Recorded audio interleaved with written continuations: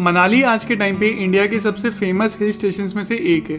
हिमाचल प्रदेश के northern most area में 6,700 feet के ऑल्टीट्यूड पर स्थित मनाली अपने ओक, देवदार और pine forest, snow capped mountains, adventure activities और अमेजिंग लैंडस्केप की वजह से फेमस है। मनाली आज के टाइम पे हर तरह के ट्रैवलर्स की पहली पसंद है और अगर आप भी मनाली की ट्रिप प्लान कर रहे हैं तो आज की वीडियो में मैं आपके साथ शेयर करूंगा मनाली की एक प्रॉपर टूर गाइड कि आप कैसे मनाली आ सकते हैं, यहाँ अगर आप क्या क्या विजिट कर सकते हैं और कैसे आप अपनी इस ट्रिप को मेमोरेबल बना सकते हैं। चलिए दोस्तों वीडियो शुरू करते हैं। तो सबसे पहले बात करते हैं कि आप मनाली पहुंचेंगे कैसे। अब मनाली का खुद का कोई एयरपोर्ट या रेलवे स्टेशन नहीं है, इसलिए यहाँ पहुंचने का बेस्ट तरीका है बाय रोड।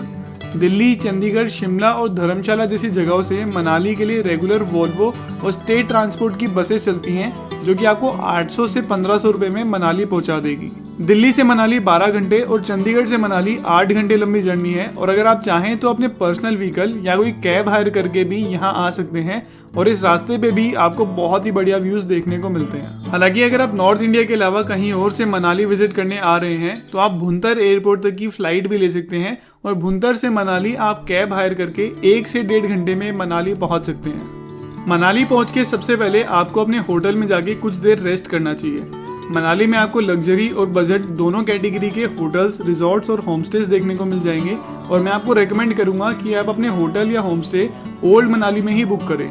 मनाली 2 पार्ट्स में डिवाइडेड है, न्यू मनाली और ओल्ड मनाली। न्यू मनाली में जहां आपको मॉल रोड, शॉपिंग सेंटर और टूरिस्ट का क्राउड देखने को मिलता है, वहीं ओल्ड मनाली में आपको नेचुरल ब्यूटी, पीसफुल वाइब्स और लेस क्राउडेड जगह देखने को मिलती है और इसी वजह से आपके स्टे के लिए ओल्ड मनाली बेस्ट प्लेस है। दोस्तों मनाली को अच्छे से एक्सप्लोर करने के लिए आप यहाँ से बाइक या कार भी रेंट पे ले सकते हैं। बाइक्स आपको यहाँ 600 से 1500 रुपए पर डे और कार 1500 से 2500 रुपए पर डे के हिसाब से रेंट पे मिल जाएगी। लेकिन अगर आपको मनाली जैसी एडवेंचरस रोड्स पे ड्राइव करने का एक्सपीरियंस नहीं है तो एडवाइजेबल यही होगा कि आप यहाँ से एक प्राइवेट कैब हायर करें जिसे ड्राइव करने के लिए आपके साथ एक एक्सपीरियंस ड्राइवर होगा। मनाली अगर आप सबसे पहले वशिष्ठ टेम्पल में विजिट कर सकते हैं जो कि 4000 साल पुराना एंशिएंट हिंदू मंदिर है।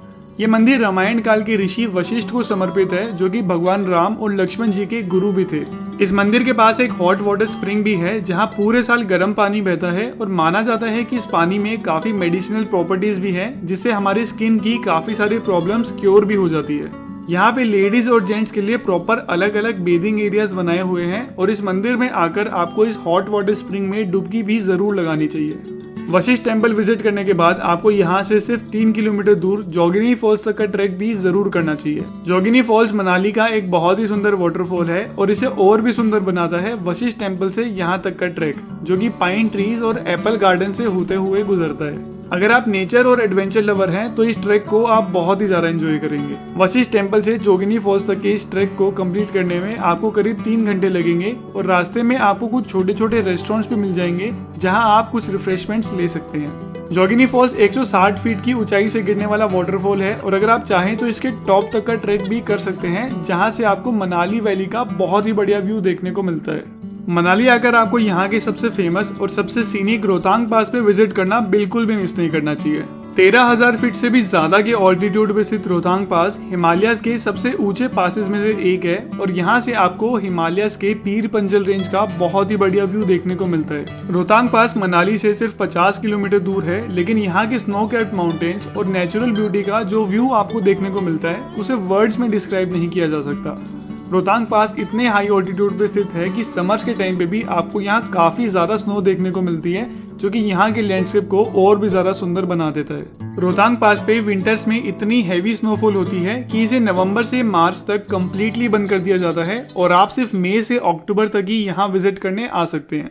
रोहतांग पास पे पहुंच के आप यहाँ के पैनोरामिक व्यूज और नेचुरल ब्यूटी को एंजॉय करने के अलावा mountain biking, snow scooter, sledge ride और स्कीइंग जैसी एक्टिविटीज का भी मजा ले सकते हैं। हालांकि रोहतांग पास विजिट करने से पहले आपको इस बात का ध्यान रखना होगा कि यहाँ विजिट करने के लिए आपको एक प्रॉपर परमिट लेना होगा।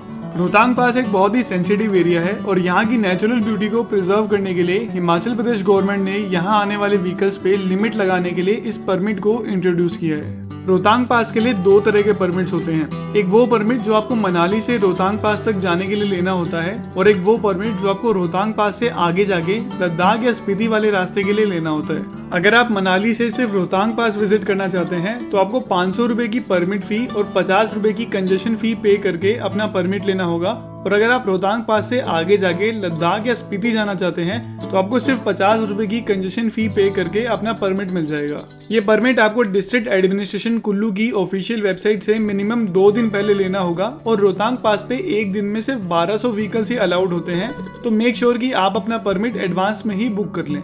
हालांकि अगर आप रोहतांग पास से आगे लद्दाख जा रहे हैं तो उसके लिए कोई रेस्ट्रिक्शन नहीं है और उसका परमिट आपको इजीली मिल जाएगा। रोहतांग पास होते हुए मनाली से लद्दाख तक की जर्नी बहुत ही सीनिक होती है और अगर आप लद्दाख ट्रिप का एक सेपरेट वीडियो चाहते हैं तो मुझे कमेंट सेक्शन में लिखकर जरूर बताएं। हालांकि रोहतांग पास ट्यूसडे को मेंटेनेंस की वजह से बंद रहता है, इसलिए आप इस दिन यहाँ कोई भी एक्टिविटी प्लान ना करें। ये परमिट आपको सिर्फ मनाली से रोहतांग पास जाने के लिए चाहिए होता है, लेकिन अगर आप लद्दाख या स्पीति वाले रास्ते से रोहतांग पास होते हुए मनाली आ रहे हैं तो आपको इस तरह के किसी भी परमिट की जरूरत नहीं है और आप इजीली यहाँ आ सकते हैं। रोहतांग पास के बाद आप यहाँ की एक और famous tourist attraction Solang valley भी विजिट कर सकते हैं। सोलंग वैली मनाली से सिर्फ 14 किलोमीटर दूर एक बहुत ही सीनिक वैली है जो कि मनाली से रोहतांग पास वाले रास्ते पे ही लोकेटेड है। सोलंग वैली अपने स्नो कैप्ड माउंटेन्स और लश ग्रीन लैंडस्केप की वजह से फेमस है और एडवेंचर लवर्स के लिए तो ये एक मस्ट विजिट प्लेस है।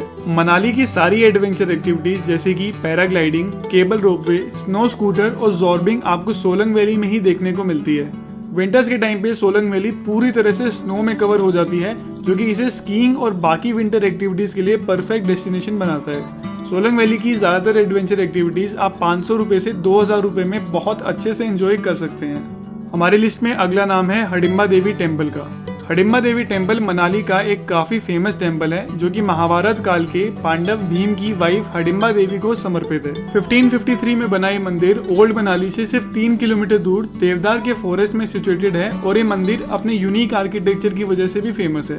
पगोडा स्टाइल आर्किटेक्चर में बना ये मंदिर मेनली लकड़ी और पत्थर से बना है, जो कि अपने वुडन गेट्स और कोन शेप्ड रूफ की वजह से जाना जाता है और इस तरह का आर्किटेक्चर आपको बहुत ही कम हिंदू मंदिरों में देखने को मिलता है। हडिम्बा देवी टेम्पल विजिट करने के बाद आप यहाँ से कुछ ही किलोमीटर दूर जाना विलेज के जाना वाटरफॉल पे भी विजिट करने जा सकते हैं, जो कि 30 फीट की हाइट से बहने वाला एक बहुत ही सीनिक वाटरफॉल है।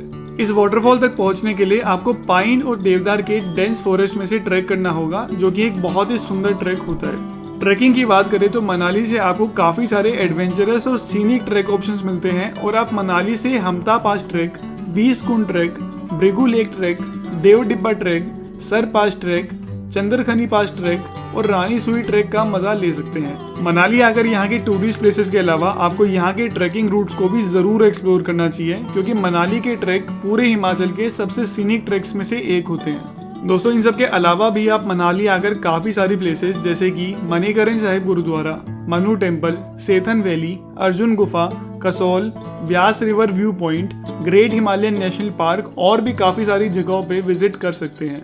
मनाली के बारे में एक और चीज आपको ध्यान रखनी होगी कि बस के अलावा आप किसी भी व्हीकल से अगर मनाली में एंटर होते हैं तो आपको उसके लिए भी एक परमिट लेना होगा, जो कि बाइक के लिए 100, पर्सनल कार के लिए 200 और पैसेंजर व्हीकल के लिए 300 रुपए में आपको डिस्ट्रिक्ट एडमिनिस्ट्रेशन कुल्लू की वेबसाइट से इजीली मिल जाएगा। अगर आप भी मनाली की ट्रिप प्लान कर रहे हैं तो बेस्ट एक्सपीरियंस के लिए आपको मार्च से जून और सितंबर अक्टूबर में यहाँ विजिट करना चाहिए।